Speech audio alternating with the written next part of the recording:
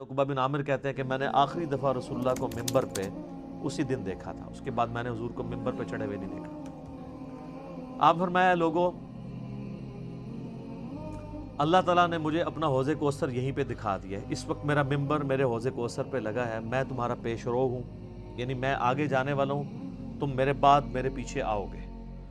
ظاہر ہے نبی الاسلام نے ایک دعوت کھڑی کی تھی، اتنی محنت سے اپنی ایک ٹیم تیار کی تھی، اب دنیا تو ظاہر ہر بندے نے چھوڑ کے جانا ہے، تو آپ کو یہ ٹینشن بھی تھی کہ میں جو پیچھے لوگ چھوڑ کے جا رہا ہوں ان کو آخری درجے تک وصیت کر جاؤں کہ میرے بعد تمہیں خطرہ کن کن چیزوں سے۔ آپ نے فرمایا مجھے اپنے بعد تم سے یہ ڈر نہیں کہ تم دوبارہ سے بت پرستی میں مبتلا ہو جاؤ، شرک کرنے لگ پڑو، یہ تو مجھے کانفیڈنس ہے کہ تم، یعنی اپنے صحابہ کے بارے میں آپ کو ایک گارنٹی تھی، تربیت یافتہ جو لوگ تھے،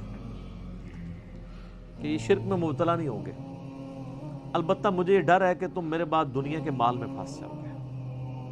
اور دنیا کے خزانے تمہارے لیے کھول دیے جائیں گے۔ نبی الاسلام نے تو اپنی وفات تک فقر ہی دیکھا تھا، بخاری و مسلم دونوں میں حدیث ہے، اما عائشہ کہتی ہیں کہ نبی الاسلام کی وفات تک ہماری یہ حالت تھی، بعض اوقات 1 مہینہ، بعض اوقات 2، بعض اوقات 3 مہینے تک ہمارے گھر میں چولہا نہیں جلتا تھا، کوئی پکانے کے لیے چیز نہیں ہوتی تھی،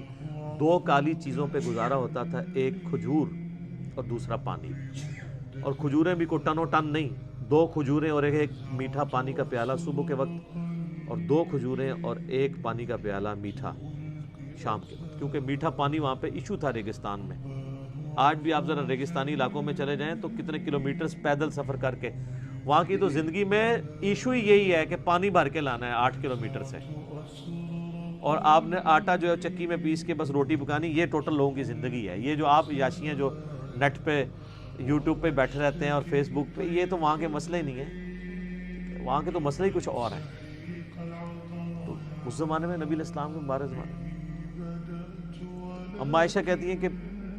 یعنی آپ علیہ السلام اور آپ کے گھر والوں کا گزارا کالی چیزوں پہ ہوتا تھا۔ اب ظاہر نبی الاسلام کو ٹینشن تو تھی کہ میرے بعد جب دنیا کے خزانے کھول دیے جائیں گے، تو مسلم شریف کے آگے الفاظ ہیں اس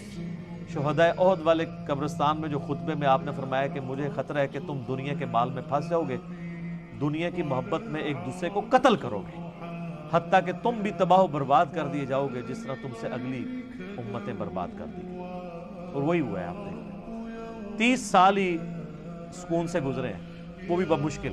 اور اس کے بعد کیا ہوا ہے امت کے ساتھ؟ پھر اسلام کا عروج تو نیچے ہی آیا ہے، مسلمانوں کا عروج اوپر گیا ہے۔ ظاہر ہے سپر پاور تھی، اس کا ایکسپلوژن تھا، جب بھی آج امریکہ سپر پاور ہے تو سر وہ بھی بدماشی کر رہا ہے، اس وقت ہم سپر پاور تھے، ہم بھی کسی کو کھنگن نہیں دے دیں، ٹھیک ہے۔